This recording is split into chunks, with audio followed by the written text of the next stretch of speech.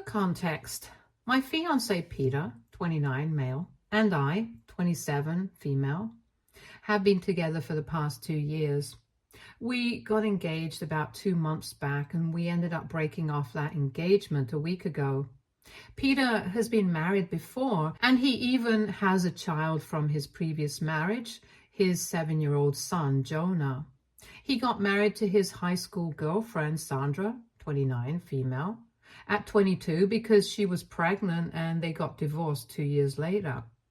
It was a mutual divorce because both of them agreed that they had gradually just fallen out of love with each other, but had stayed together for the sake of their son. But then neither of them wanted to continue the marriage because they hadn't been getting along of late, and so they got divorced. However, they continued to share custody of Jonah and co-parent him to the best of their abilities. They continued to be friends after that, and I never had an issue with it. In fact, I was even on good terms with her. Since they were raising a child together, Peter wanted Jonah to treat all of us like family and normalize this. So we would try and get together for dinner at least once every month, and I was fine with it. And then, unfortunately, Jonah was diagnosed with epilepsy about 6 months ago. It was quite upsetting, but we were all determined to be there for him and not let it become an issue or make him feel self-conscious about it. Anyway, things had been great for the past couple of years, and I was really excited about getting married to Peter. However, 2 weeks ago, he told me that he had to leave for a couple of days because Sandra had apparently had an emergency that he couldn't tell me about, and he needed to be there for her. When I tried to pressure him to tell me about it, he just told me that it was medical in nature and it was too personal, so Sandra did not want anybody to know about it. He said that he just needed to be by her side for the procedure, and after that, he would be back. He said that I had nothing to worry about. All I had to do was just take care of Jonah for the week that he was gone and make sure that he took his medication on time. I was fine with it. But I was just really curious about what kind of emergency it was because he was being very secretive about this whole thing. Anyway, he said that it was personal and did not want anybody to know about it. I did not want to be prying, so I did not ask any more questions about it and let him go. I kept in touch with him throughout that 1 week. I was calling him every single night because he said that he was busy during the day taking care of Sandra. Even though I had no idea what could have possibly happened to her, I even offered to visit her in the hospital, but she said that it was not necessary because she did not want anybody there apart from her parents and him. I will have to admit, I was feeling kind of jealous that he was going out of his way to be there for her, since all things considered, she was still his ex-wife. I was not comfortable with it, but given the fact that she was sick, I did not want to talk about it unnecessarily and be petty. I was concerned about what was going to happen with Jonah, since even though I had been around when he used to have earlier, Peter had always been there with me to handle it. And I was not confident that I would be able to handle it on my own if he had a seizure, so I was very stressed out. I also had to be working from home since Jonah was on summer break, and I did not want to leave him alone at home. Peter usually works from home, so he always stays back, but now, since he was not around, I had to take over. Exactly 1 week passed like this, and I had no idea what was going on until exactly 7 days ago when I saw a couple of photos during the rounds on social media. I follow all of Peter's friends from high school since he is still pretty close with all of them, and I noticed that his friend circle, including Sandra and also himself, had posted a bunch of pictures on a beach. Most of them were group photos, but there was one that only Peter and Sandra had posted. They had their arms around each other, hugging and looking really happy, and I could very clearly see a giant diamond ring on her finger. The caption was just a heart and newly engaged. That literally broke my heart. I don't know what it was. Maybe it was the fact that I had been feeling really neglected for the past week, in addition to the fact that he was being so secretive about everything and refusing to even talk to me. Something in me just snapped. Before I knew it, I was calling the cops about an abandoned child, and soon enough, they were with CPS. I told the cops that my fiance promised me that he would be back since he had to be at his ex-wife's side because she was getting some medical procedure done, but then I showed them the photos and social media and said that it seemed unlikely that he was going to come back anytime soon, since he was frolicking on the beach with his ex-wife. In addition to that, I also mentioned that Jonah had epilepsy, so I couldn't take care of him any further. After a bit of discussion, they decided to take Jonah to his grandparents' place and contacted Peter as well and told him to come back ASAP. I guess they could tell that there were some personal factors in this, so they did not take it further and just let him off with a warning. But after Peter received her phone call from the cops and CPS, he called me up instantly and started yelling at me about what I had done. Jonah had already been taken away and dropped off at his grandparents' place, so I had nothing to worry about and screamed and cursed right back at him. I told him that he was a liar and I wanted nothing to do with him anymore because he had broken my heart in the worst possible way. On top of that, he hadn't even had the decency to hide the fact that he had been cheating on me. He had actually been flaunting it on social media along with all his friends and had made me look like a fool. He tried to tell me that he had not been cheating on me, but I told him that I had seen the post. So there was no fooling me anymore, and that when he came back, all his stuff would be outside and he could leave after that and go live with Sandra. Then I hung up and I blocked his number for good measure so that I wouldn't have to speak to him again. The next day, he finally came back home, but I didn't even open the door to him as I had promised. I had already packed all his things and put them outside in boxes, so there was no need for him to enter the house from outside. He kept telling me that he had not been cheating on me, but I told him that I was not interested in his lies anymore. However, he refused to leave until I stopped yelling at him, and when I was finally done, he told me that the emergency that Sandra had called him up about was the fact that she was getting engaged to their friend Marcus from high school.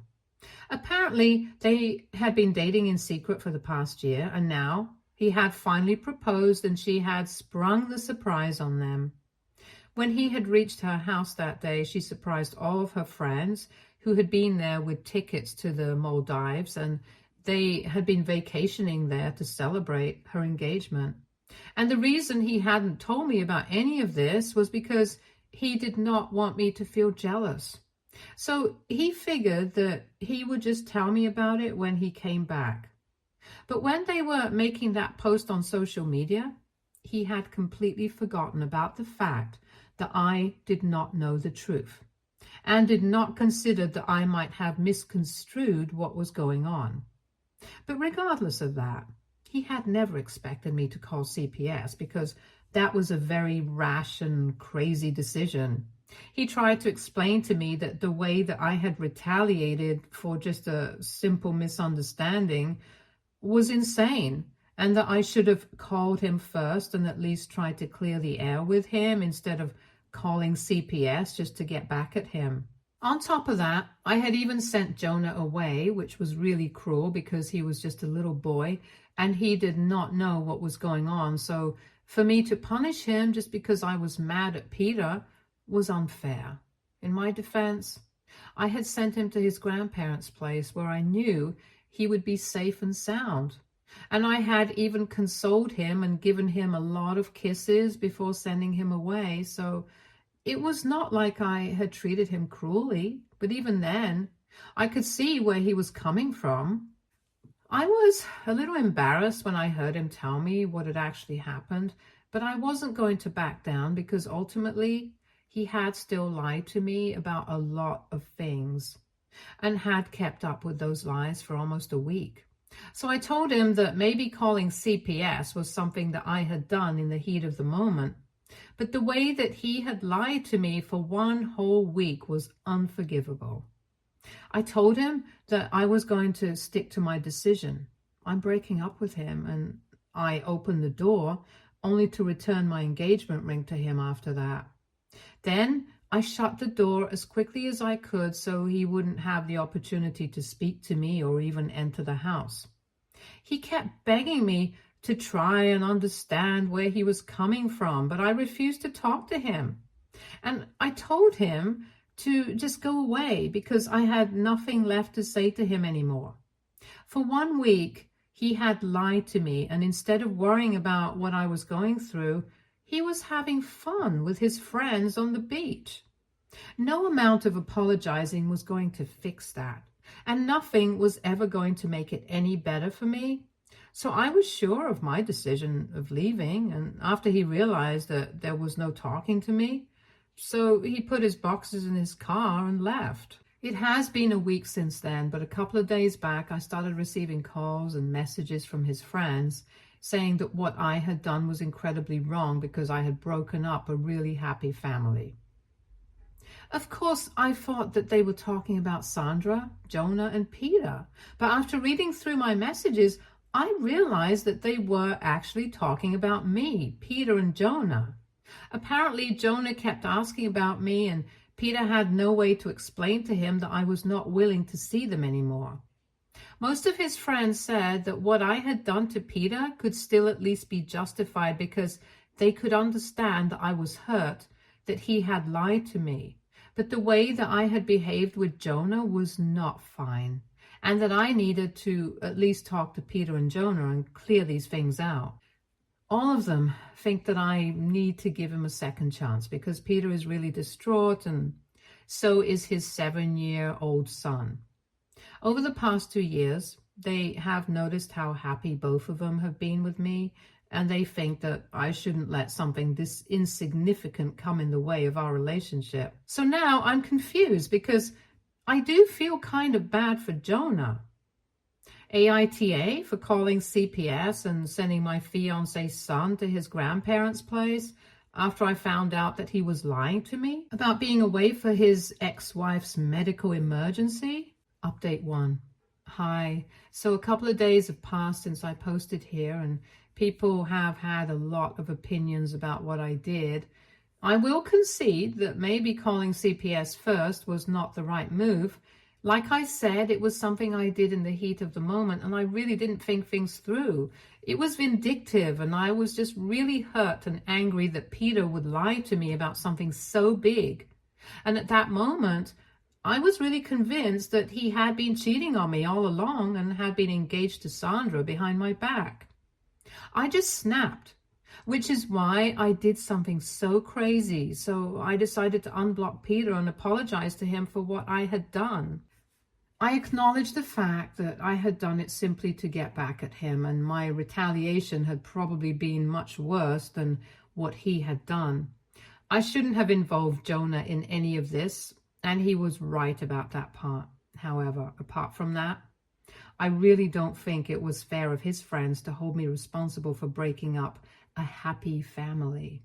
If anything, that was his fault for lying to me and going out of his way to hide things so big from me. I feel like if someone is going on a trip to Maldives with their ex-wife and a bunch of their friends to celebrate an engagement, then they should be honest about it with their fiance, especially if their fiance is sacrificing her time at work to take care of his son and making sure he's fine. So I wouldn't be so quick to judge myself and say that I'm the one responsible for breaking this family apart. Besides, even if I overlook the fact that initially when Sandra had called him up, even Peter didn't know the truth, I can't just excuse the fact that even after he found out that she was engaged and that they were all going on a trip to the Maldives, he still did not bother to tell me the truth. It was the constant lying that really got to me, to be honest, and I put this all in a message and sent it to Peter a couple of hours back. I did not think that he was going to respond quickly, but within seconds of sending that message, he replied to me and said that he accepted my apology and that he was also sorry about everything that he had done. He said that he did not mean to hurt me, and as he had mentioned earlier, he had only wanted to keep this private until he came back and he could explain everything to me in person because he did not want me to freak out. I thought that it was already not a good idea, but I did not say anything because I didn't want to argue with him. Anyway, after we exchanged those messages, I didn't think that there was anything more left for us to talk about, so I did not reply. But a couple of minutes later, he messaged me again, asking me if I would be willing to meet him in person and at least clear the air between us. After thinking about it, I decided to say no. I did not think that I had anything to talk to him about. I believed that I had apologized and that was it. If I met him in person and spoke to him again, I might have ended up getting back together with him, and I really did not want that. We had had a great relationship, but this one incident had just ruined everything, and I did not have it in me to see him again and then not feel anything. It wasn't like I had moved on entirely in just a couple of days because of this incident, and all that had happened was that I had stopped trusting him, but I still felt for him. So I said no. But then he literally started pleading with me, saying that after all the things that we had together, we owed each other this much. He said that we couldn't just part ways without having one last meeting and at least attempting to clear the air. Even though he was quite insistent, I had made up my mind, so I just ignored these messages after a while, and then he stopped. I feel terrible about what's going on in my life, but it's not like I can help it. So I have just decided to come to terms with it. It's going to be really difficult for me because I do love a lot and I miss Jonah as well. But there's not much that I can do in this situation. Update 2. Hello, so it's been a week since my last update, and after I had ignored the last few messages that I had received from Peter saying that he wanted to meet me, he stopped texting me. For the first couple of days, I was really relieved because I thought that now, since everything was over, I could finally focus on trying to move on from this. So far, I had gotten really used to having Peter and Jonah around. But now that I was on my own, I was very lonely and miserable. I had deactivated all my social media accounts and wasn't speaking to anybody who was not from work because I didn't see the point in trying to talk to people right now. I had received a couple of messages from Sandra, but I hadn't even opened them because I knew that whatever it is that she had to say, it was going to be something defending Peter. And I really wasn't interested in that. Besides, now that my relationship with Peter was over, I did not see any reason to keep in touch with anybody who was connected to him. So I ignored those messages, but I couldn't foresee the fact that ignoring her would make her show up at my house in person to talk to me. Last evening, after I had returned from work, she turned up at my house, and even though I initially was skeptical of opening the door and letting her in, I decided to do it because I just wanted to get this thing over with. Once she was inside, she told me that she was really sorry about everything that had happened and that she felt like she was the one to blame for all of this. If she hadn't invited Peter on that vacation as a friend, he would never have lied to me, and I would never have called CPS or whatever. And Peter and I would still be together. She seemed to be pretty sincere about everything she said, and I told her that it was fine. I did not really blame her that much, since if Peter was lying to me, there was very little that his friends or even ex-wife could do to fix the situation without pissing him off. After she apologized, I thought she was going to leave, but she stayed, and we just sat there silently for a while because I had no idea what she was going to say. She did not even speak for almost 3 whole minutes, and we were just sitting there. So it started getting pretty awkward for me, and I asked her if there was anything more that she had to add to whatever she had already said. I could see that she was nervous about something, so I told her that she could speak to me freely because after everything that had happened, I hardly thought this was the time to start acting like we didn't know each other enough. Once I said that, she seemed to relax a bit and told me that one of the major reasons that she was here was because Peter was devastated, and she wanted to ask me, for his sake, if I would be willing to meet him in person one last time. I was really exasperated at that point. I told her that I had already spoken to him about this and had told him that I was not interested because emotionally I still had not moved on from him. And if I saw him again, it would be very difficult for me to cut him off. I told her that I was happy that she had come by to apologize to me, but I did not want to discuss these things any further, and I got up because I wanted to indicate that I would like her to leave now, and she got up as well. But she told me that she and their other friends had all been trying to support him and console Peter during this time, but he was very upset about breaking up with me. He kept insisting that the only way to make him feel better would be to convince me to talk to him. So she was here to request me in person. Once again, I had to decline. And then I actually told her that I would really like her to leave now because I wanted the evening to myself so I could rest for a bit after work.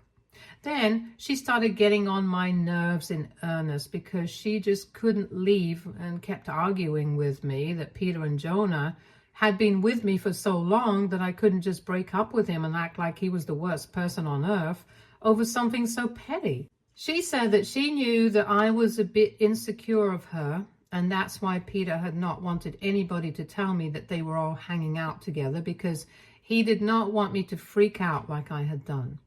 But on the last day, they had forgotten about all of that, and that post that they had made had been a mistake, but surely I could forgive one mistake and move on from it. Or at least try to move on and give our relationship the respect that I owed it. She was unnecessarily dramatic and was exaggerating how heartless I was. She said that now that she had apologized, she at least expected me to be a bit more lenient. The change in her behavior was remarkable after I declined, and I did not like the tone that she had decided to take with me. So I kind of lost my temper and pushed her out of the door since she was already standing near it, and then I slammed the door shut. That happened last evening, and I was very pissed off. So I blocked Sandra after she left so that she wouldn't be able to contact me anymore. Even when I blocked her, I read the last couple of messages that she had sent me that I hadn't opened until then, and in them, she was first apologizing for whatever had happened because she felt like she was responsible for this, and in the same breath, she was defending Peter and saying that I should not be mad at him. If I had read those messages earlier, it would have saved me a lot of time, and I wouldn't even have let Sandra enter my house. Anyway, I considered that a lesson learned. Now, coming to what happened today, once again, this happened a couple of hours ago in the evening, just as I had returned from work. I don't know why they keep picking this time, since this is when I'm the most exhausted, but at least today nobody showed up at my house. It happened on the phone. So I received a phone call from Peter as soon as I had opened the door to my house, and I obviously ignored it the first time, but then he kept calling me again and again, so eventually I just blocked his number. However, when I blocked that number, he started calling me from another one, and that's when I realized that this was not something I could avoid. I would have to talk to him, or he would just keep calling me until I did, and I didn't want him to show up as Sandra had. So I answered that phone call, And right off the bat, I told him that I was not interested in speaking to him and he needed to stop harassing me on the phone, or else I would report him to the cops. I thought that he was going to apologize once again, but instead he started yelling at me and said that I had no right to threaten him with the cops when I was the one who had physically attacked Sandra. I was really confused about what he meant when I suddenly remembered that I had shoved her outside the door last evening when she was refusing to leave and kept arguing with me. Truth be told, I wouldn't even say that it was an attack, since I had just pushed her out the door and she was always standing pretty close to it. She might have lost her balance for a couple of seconds, but it wasn't like she had been seriously injured, so I don't know where that physical attack thing came from. But when Peter threatened to call the cops on me because of that, it really rubbed me the wrong way. I told him that she was the one who had come to my house and then had started arguing with me instead of leaving when I asked her to, so I had every right to push her out. And if he was so mad about it, he could take it up with the cops. He continued to try and argue with me, but I told him that while no cop would press charges against me for what I had done, I definitely had grounds to mess with him. So he would be better off not bothering me anymore. So far, I had tried to respect him and the relationship that we had had in the past, but as of now, he was getting on my very last nerve. And I was not going to allow this to happen anymore.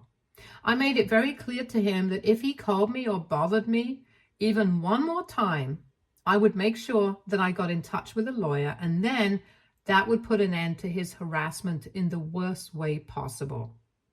Then I hung up and blocked the other number as well, because I was pretty sure he was calling from a friend's phone. So I knew that his friends must have been around him at that point in time and had probably either already heard our conversation, or he would be filling them in right then after the phone call. So I just blocked everybody from his friend circle, and now I think I'm finally going to get some peace. All that's left to do is for him to pack up the last of his things that he had forgotten to take, and then we will be done for sure. Update 3. Hello. So almost 2 months have passed since I broke up with Peter, and since then we have barely had any contact. And I'm really better off for it, because after I really thought about the things that had happened without constantly being bothered by him and his friends, I realized that apart from calling CPS, there was nothing really that messed up that I had done. And yet they had made me feel like I was the bad guy and were constantly trying to downplay how messed up it was for Peter to go on vacation with his ex-wife and his friends, celebrate her engagement, and not even tell me about it while we ourselves were engaged to be married in a couple of months. On top of that, he left Jonah with me, not caring about what would become of him if he had a seizure and I was not well equipped enough to deal with it. Anyway, I realized that they were horrible people. I started feeling much better about my decision to cut him out of my life, and honestly, I found it very easy to move on from him after that. So last week, when he finally came by to pick up the last of his things, I barely even felt anything when I looked at him. And I had actually been afraid that I would burst out into tears when I saw him next while we were breaking up. Nothing of this happened though, and I'm relieved about it. He had come by with some of his friends to collect his things, and all of them were glaring at me when they were packing. But I really did not care. After they were gone, I realized that I was finally free from him, and I thanked my stars that I did not end up married to this person. Stay tuned for more stories from our girl relationships.